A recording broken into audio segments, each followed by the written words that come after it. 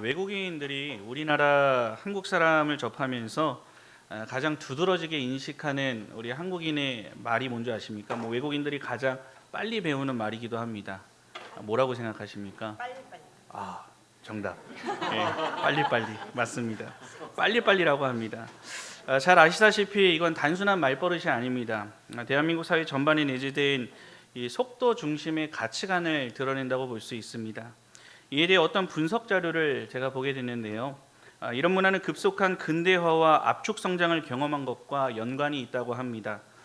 한 세대 안에서 우리나라의 독특한 특성이 있죠. 세대가 지나가기 전에 산업화와 도시화와 민주화와 정보화를 모두 경험한 나라는 매우 드뭅니다. 전쟁의 폐허 속에서 세계 10위 경제대국이라는 이 믿기 어려운 성장 속도는 빨라야 성공한다라고 하는 암묵적인 강박을 심어 놓았다는 분석이었습니다.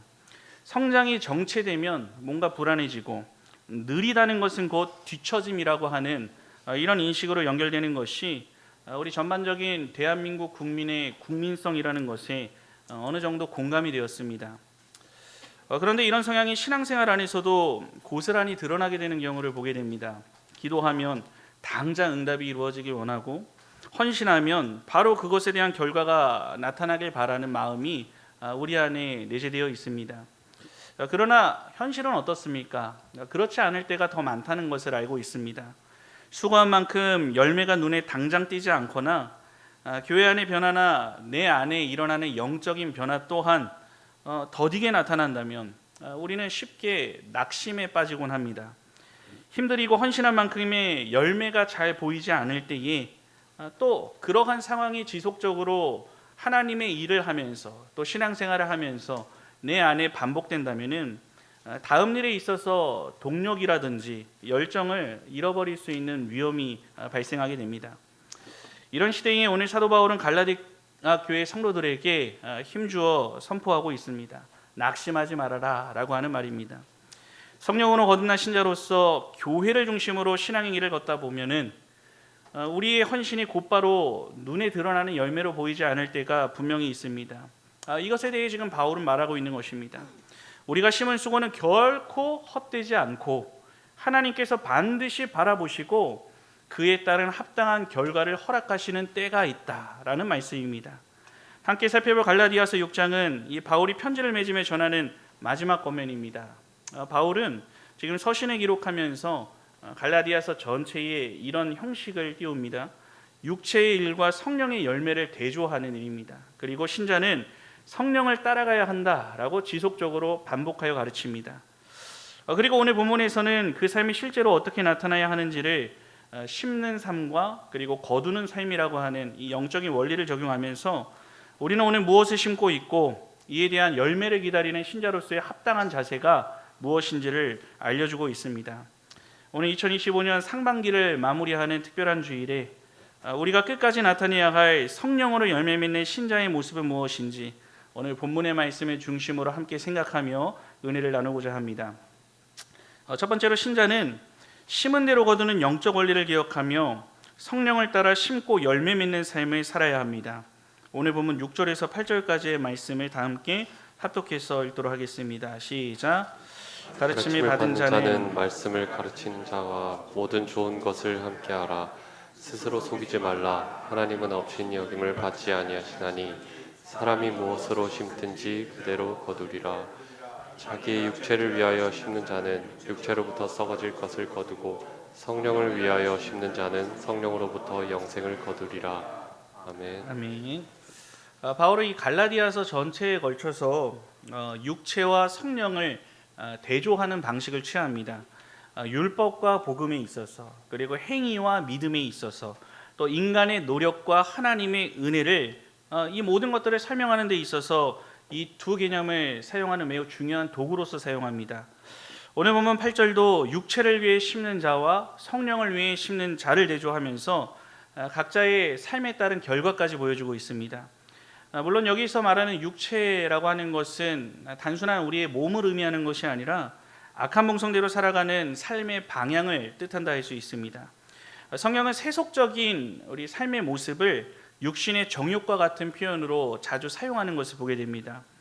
지금 사도 바울은 갈라디아 교회 성도들에게 질문하고 있는 것입니다. 너는 예수를 믿는 성도로서, 갈라디아 교회 성도로서 육체를 위한 일을 심고 있느냐, 아니면 성령을 위한 일을 심고 있느냐라고 하는 질문입니다.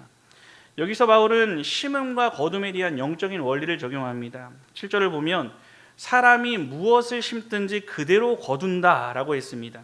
말 그대로 콩 심은 데 콩이 나고 팥 심은 데 팥이 난다는 이 단순하고 너무나도 명확한 원리입니다. 이처럼 파종과 추수의 법칙은 자연에서뿐만이 아니라 신앙생활 안에서도 동일하게 적용되는 영적 법칙이라 할 수 있습니다. 그렇다면 육체를 심는 자와 성령을 위해 심는 자는 각각 어떤 열매를 맺게 된다고 오늘 본문은 말합니까? 8절을 보시면은 육체로 심는 자는 육체로부터 썩어질 것을 거두고 성령을 위해 심는 자는 성령으로부터 영생을 거둔다라고 분명히 선포합니다. 여기서 심는 자라고 했습니다. 이 심는 자가 이 내용 안에 담긴 그 문법적인 내용들을 보면은 자신이 주체가 되어서 적극적으로 심었다는 것을 강조합니다. 누군가의 강요나 억지로 한 것이 아니라 스스로 선택해서 그것을 심었다는 의미입니다. 사실 모든 사람의 현재라고 하는 시점은 어떻습니까? 육체를 위해 심든지 성령을 위해 심고 있는 삶을 살아간다 해도 과언이 아닙니다. 누구나 이 둘 중 하나를 선택하고 무엇인가 심으면서 나도 모른 채 살아가고 있는 경우도 있습니다. 사도 바울은 이 두 가지 삶의 결과를 간단 명료하게 말합니다. 육체를 위해 심는 것은 썩어질 것을 열매로 얻게 될 것이고 성령을 위해 심는 것은 영원한 생명과 관련된 것을 얻게 된다라는 말씀입니다. 자신을 위해 애쓰며 사는 인생의 결과물은 그것이 아무리 좋은 것이라고 해도 이 세상 안에서 한정되어 있는 것들입니다. 그리고 세상의 모든 것은 하나도 예외 없이 썩어지고 사라질 것들입니다. 하지만 영적인 것은 결코 사라지지 않은 영원한 것이라는 이러한 표현을 들어서 대조하여 설명합니다. 물론 예수를 믿고 성도로서 이 땅을 살아가면서도 육체를 위해 심고 살아가는 자들이 분명히 있습니다. 문제는 무엇입니까? 그런 모습을 바라보지 못하고 자신은 육체를 가치관을 두고 심고 있는데 영적인 열매를 얻기 원한다는 데 있다는 것입니다. 이런 자들에게 사도 바울은 7절에서 말합니다. 스스로 속이지 말라라고 하는 이 말씀입니다. 지금 육체의 삶을 쫓으면서 살아가고 있으면서도 하나님 앞에서 자신의 모습을 의롭게 여기는 착각에 빠져서는 안 된다라고 말합니다. 예수님을 믿는다면서도 실제 삶을 들여다보면 육체에 콩을 심으며 살아가고 있지만 거기서 영적인 팥이 열매로 맺히는 일은 결코 없기 때문에 스스로 속이지 말라, 즉 착각하고 살아가지 말라라는 분명한 경고의 메시지를 전합니다. 여호와 하나님께서는 이런 자들의 외적인 모습에 성도라고 하는 이름을 가지고 교회를 출입하는 외적인 모습에 결코 속지 않으시는 분이십니다. 이 자기 육체를 위해 심는 삶을 살면서도 거기에 영적인 열매가 맺히길 기대하는 자들에게 하나님께서 절대 조롱받지 않으시는 분이라는 것을 업신여김을 받지 아니하신다라고 오늘 본문에서 표현하고 있습니다. 여호와 하나님은 우리의 겉으로 드러난 행위만을 보시는 것이 아닙니다. 우리 인간은 한계가 있습니다. 겉으로 드러난 그 사람의 행위를 보고 판단할 수밖에 없습니다. 하지만 하나님께서는 어떻습니까? 그 행위의 동기와 마음의 상태까지 살피시는 전능하신 하나님이십니다. 그 능력으로 신자의 중심을 한 사람 한 사람을 바라보시기 때문에 세상의 것을 추구하며 영적인 은혜를 바라는 겉모습뿐인 신앙생활에 속아 조롱을 받으실 분이 절대로 아니라는 말씀입니다. 이 말씀 앞에 오늘 여러분들은 무엇을 심으며 살아가고 있으십니까? 영적인 열매를 위해 무엇을 심으며 살고 있습니까? 이에 대해 칼빈은 이렇게 말합니다. 영적인 사람은 육체의 정욕과 그 선동에서 자유롭지 않지만 그런 것이 그를 다스리도록 허용하지 않는다라는 말입니다. 무슨 말입니까? 우리는 죄악된 몸을 입고 이 땅을 살아가게 됩니다. 그리고 그 몸은 육체의 정욕과 죄의 선동을 받으면서 영적 전쟁으로 우리를 이끕니다. 하지만 성령으로 거듭난 신자라면 육체의 선동이 자신을 다스리지 못하도록 결코 허용하지 않는다는 이러한 삶을 살아갈 수 있다는 것을 힘주어 말한 것입니다. 몇 달 전 제 아이가 유치원에서 그 작은 다육이를 화분에 심어서 집에 가져왔습니다. 4월 5일 식목일 날 비가 왔던 것 같습니다. 그래서 유치원 내에서 이 다육이를 제공하고 아이가 직접 꾸민 그 플라스틱 통에 흙을 채우고 그리고 다육이를 심어서 가지고 온 것입니다. 아시겠지만 다육이는 선인장과 식물이어서 물을 자주 주지 않아도 오래 살 수 있다고 합니다. 오히려 물을 많이 준다면 그 뿌리가 썩어서 죽게 되는 그러한 식물로 알고 있습니다.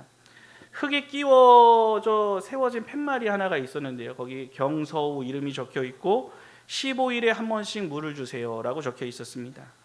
그런데 문제는 그 다음이었습니다. 식물을 키워본 경험도 그리고 취미도 없고 그리고 또 바쁘기도 했던 저와 제 아내는 그것에 대해서 정성을 기울이거나 신경을 쓰지 못했습니다. 저는 그래서 우리 신방 갔을 때 우리 권사님들이나 우리 대개 신방 가면은 이 베란다에 꽃이 활짝 피어 있는 걸 그냥 지나가지 못하겠더라고요. 너무 신기해요, 그게. 예.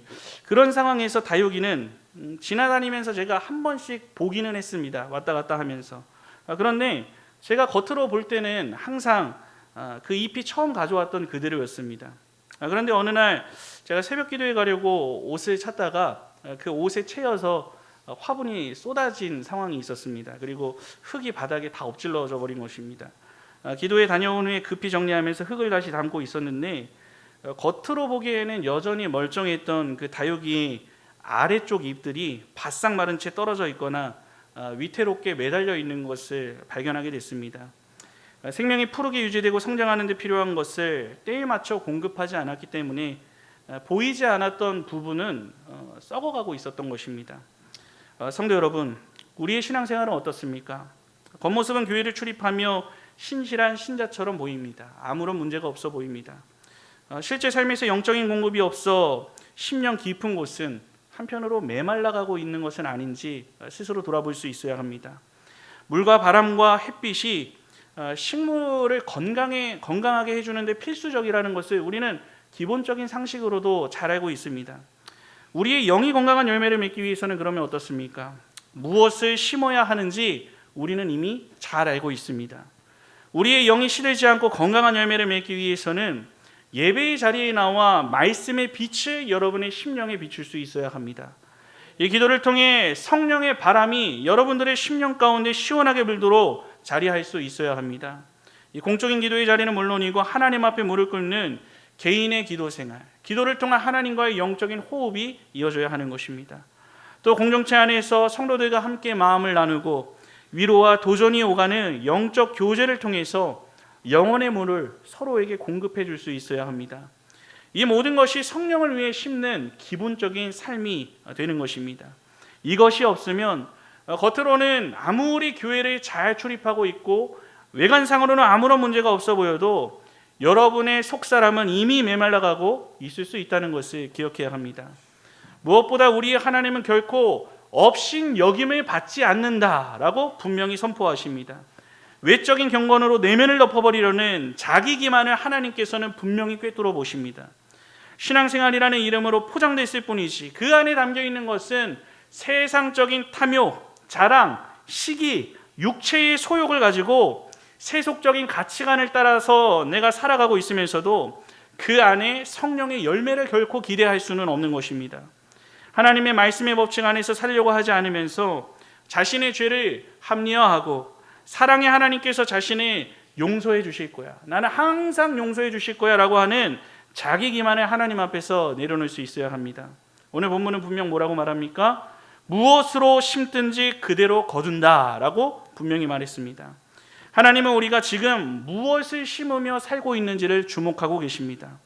혹시 여러분이 바쁘다는 이유로 현실적인 사정이 이제는 핑계가 되어버려서 영적인 심음을 미루고 멈춰 세운 채 살고 있지는 않으십니까?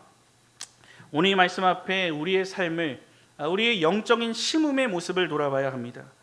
육체를 위해 정신없이 살고 있던 그 삶에 잠시나마 제동을 걸고 이제부터 여러분의 영을 위해 하나님을 중심하고 성령을 중심하고 교회를 중심으로 한 생활 원리를 따라서 그 삶이 회복되고 다시 성령의 일을 위해 심는 삶이 회복될 수 있어야 합니다. 성령을 위해 심는 여러분의 삶에 영적인 그 열매가 심는 대로 맺게 된다는 것을 다시 한번 믿음으로 확신하시면서 그 확신을 가지고 다시 심고 뿌리는 영적 생활에 더욱 힘쓰며 살아가기에 부족함이 없는 우리 남부교향의 모든 성도들이 되시기를 우리 주님의 이름으로 간절히 축원합니다. 둘째로 신자는 끝내 거두게 하시는 하나님의 은혜를 신뢰하며 끝까지 낙심하지 말고 선을 행해야 합니다. 오늘 본문 9절과 10절의 말씀 다 함께 합독해서 읽겠습니다. 시작. 우리가 선을 행하되 낙심하지 말지니 포기하지 아니하면 때가 이름에 거두리라. 그러므로 우리는 기회 있는 대로 모든 이에게 착한 일을 하되 더욱 믿음의 가정들에게 할지니라. 아멘. 아멘.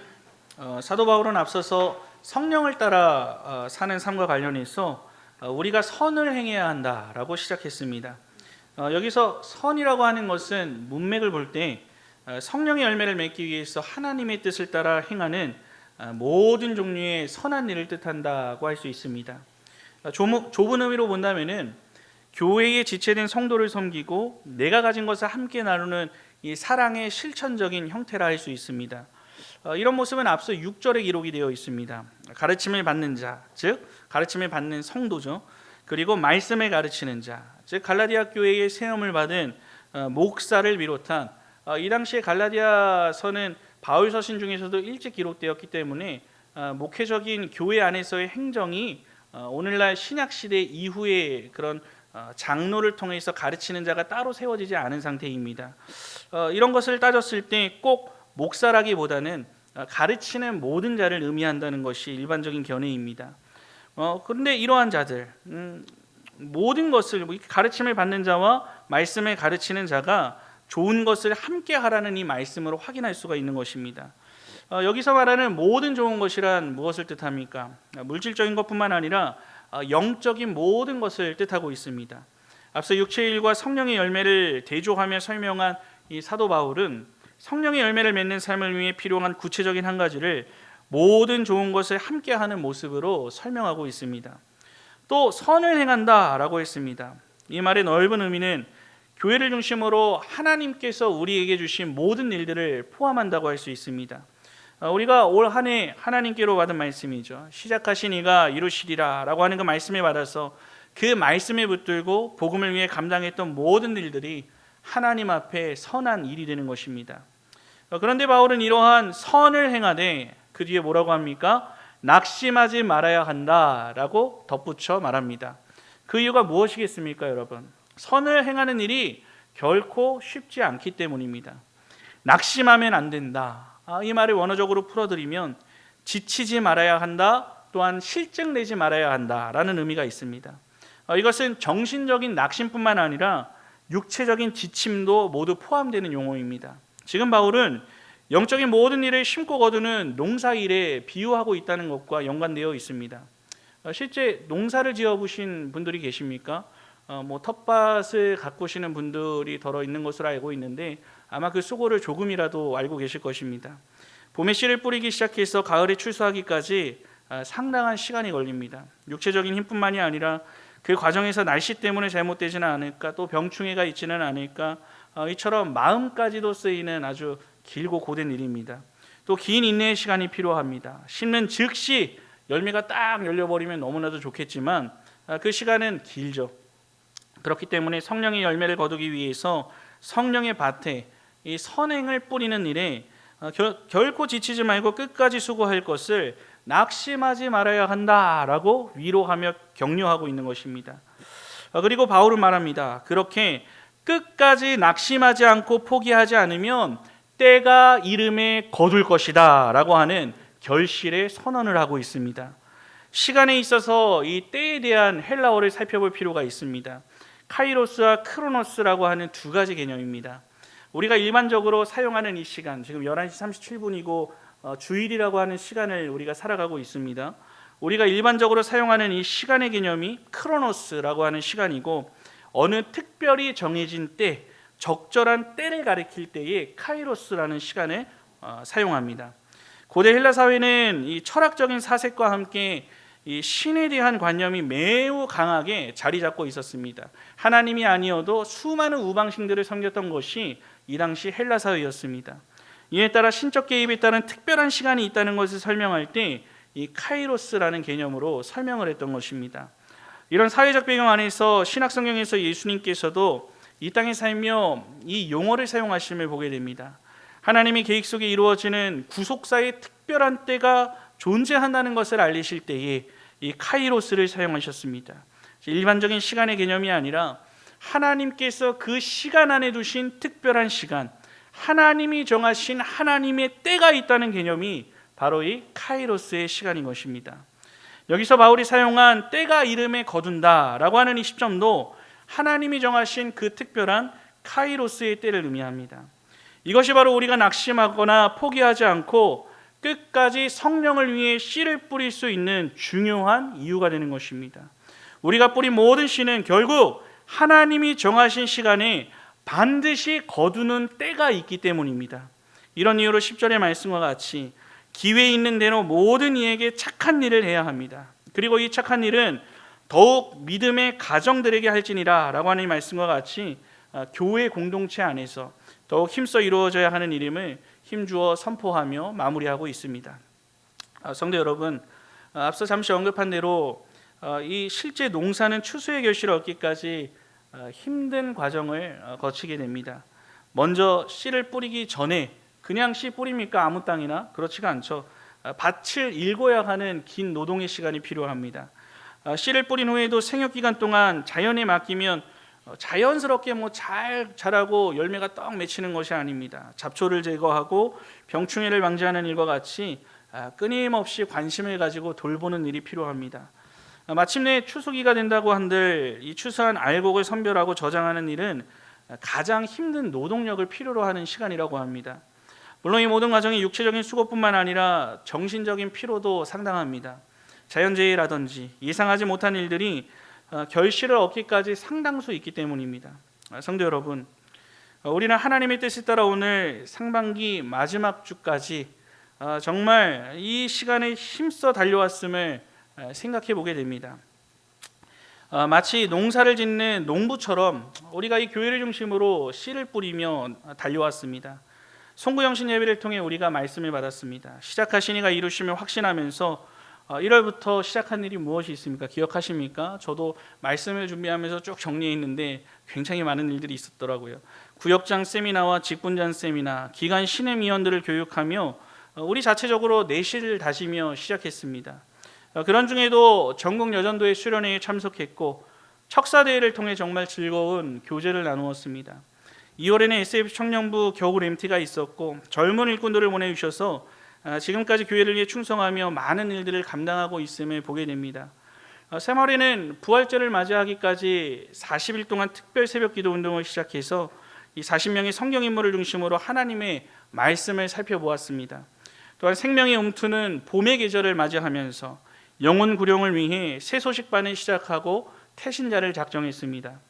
부족한 제가 남부교환교회 취임한 지 1년이 됐을 3월에 담임 목사 취임 예배로 교단의 손님들을 모시고 큰 행사를 치렀습니다. 특별히 찬양의 밤을 통해서 이 남부교환의 다음 세대의 인도로 뜨거운 찬양의 시간을 보냈습니다.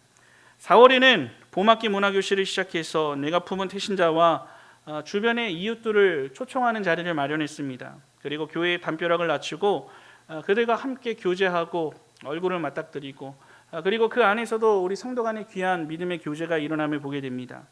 또한 고난중앙과 부활주의를 통과하며 부활하신 우리 예수님께 감사하는 기쁨의 시간을 보냈습니다. 5월에는 어땠습니까, 여러분? 정말 바빴죠? 가정의 달을 맞이하면서 매주 어린이주일, 어버이주일, 선교주일, 그리고 특별히 마지막 주일에는 이웃 초청의 날로 보내면서 우리 교회의 빈자리를 가득 채웠고 영혼의 열매도 허락해 주셨습니다. 그리고 6월을 통과하며 호국 보훈의 달을 통과했고 혼란한 나라와 세계를 위해 기도하고 우리가 말씀을 나누었고 전교인 야외 모임을 우리 남전도의 연합회 주관으로 즐겁게 통과했습니다. 어제만 해도 오늘 천국잔치를 위해 아침부터 저녁까지 이어진 수고가 있었습니다.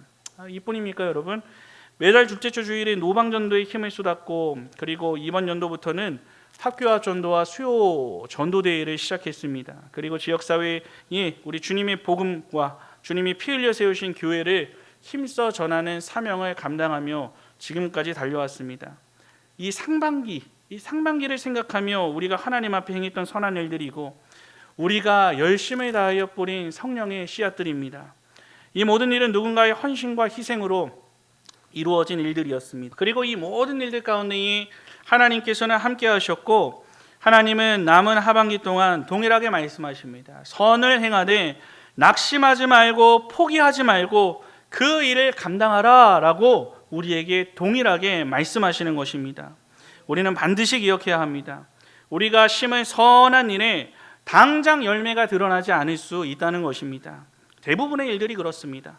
하지만 복음을 위해 뿌려진 씨는 결코 하나라도 그냥 죽게 되는 법이 없다는 것을 확신해야 합니다. 왜 그렇습니까? 그 씨앗들은 하나님께서 친히 돌보시고 자라게 하시고 끝내 열매를 맺게 하시는 영적인 씨앗들이기 때문입니다. 우리가 할 일은 오늘 말씀과 같이 기회가 있는 대로 복음을 위한 모든 선한 일에 힘쓰는 일만이 우리에게 주어진 사명임을 알고 행할 수 있어야 합니다. 할 수 있는 최선을 다해서 우리는 그저 심고 뿌리면 되는 것입니다. 그것이 바로 저와 여러분들에게 우리 남부경양교회에 주어진 사명임을 기억해야 합니다. 이것을 자라게 하시고 열매 맺게 하심으로 거두게 하시는 주체는 누구입니까? 바로 하나님이십니다. 우리가 붙들고 나아가는 말씀 그대로 시작하신 이가 이루실 것이다 라고 하는 것을 확신하면서 성령의 일을 위해 심고 뿌리는 일에 최선을 다하는 것이 우리에게 주어진 사명임을 다시금 마음 가운데 새기고 확신할 수 있어야 합니다. 그 일은 결코 쉽지 않습니다. 여러 어려움이 동반됩니다. 하지만 주님 오시는 날까지 우리 남부경양교회는 하나님께서 기뻐하시는 일이라면 선을 행하되 낙심하지 말고 하나님의 때가 있다는 확신을 가지고 전진하고 또 전진하는 교회가 되어야 합니다. 하나님의 때에 하나님의 방법으로 하나님께서 주시는 열매를 거두게 될 그날까지 선을 행하되 낙심하지 않고 주의 뜻을 따라 남은 시간도 힘차게 전진하며 나아가는 우리 남부경양의 모든 성도들이 되시기를 우리 주님의 이름으로 간절히 축원합니다.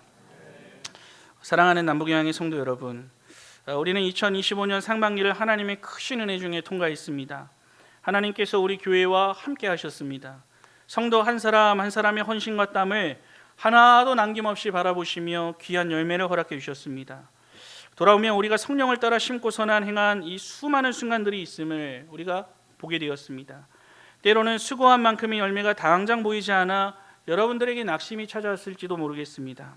그러나 하나님은 오늘 말씀을 통해서 우리들에게 분명히 말씀하셨습니다. 무엇입니까? 우리가 선을 행하되 낙심하지 말지니 포기하지 아니하면 때가 이름에 거두리라 라고 하는 우리 주님의 음성입니다. 하나님 앞에서 살아가는 우리의 작은 수고와 헌신을 하나님께서는 하나도 남김없이 모두 기억하시고 하나님의 가장 좋은 때에 가장 선한 방법으로 열매를 맺게 해 주실 것입니다. 실제로 하나님은 우리에게 분명한 열매로 응답해 주시기도 했습니다.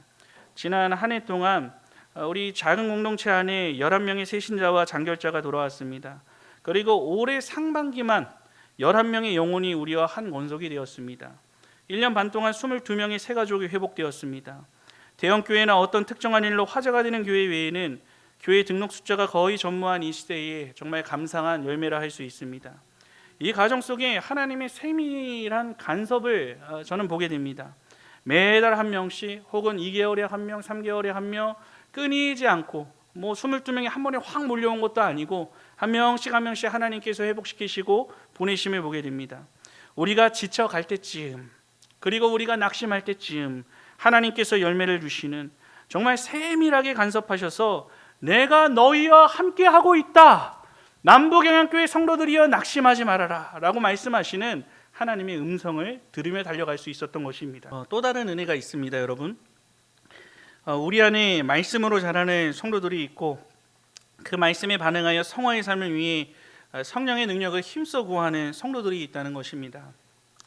그 삶의 향기와 믿음의 성장은 우리가 볼 수는 없는 귀한 영적인 열매이고 시작하신 이가 이루시는 은혜가 이미 우리 안에 역사하고 하나님께서 일하시고 있다는 증표이자 증거가 됩니다. 이처럼 하나님께서는 우리와 함께 하시는 거룩한 증표를 여러 모양으로 이 밖에도 많이 남겨주셨습니다. 그 하나님과 함께 남은 하반기도 모든 것을 이루어 주실 그 주님만을 바라보고 그 주님께 시선을 고정하시고 우리는 낙심하지 말고 끝까지 선을 행할 수 있어야 합니다.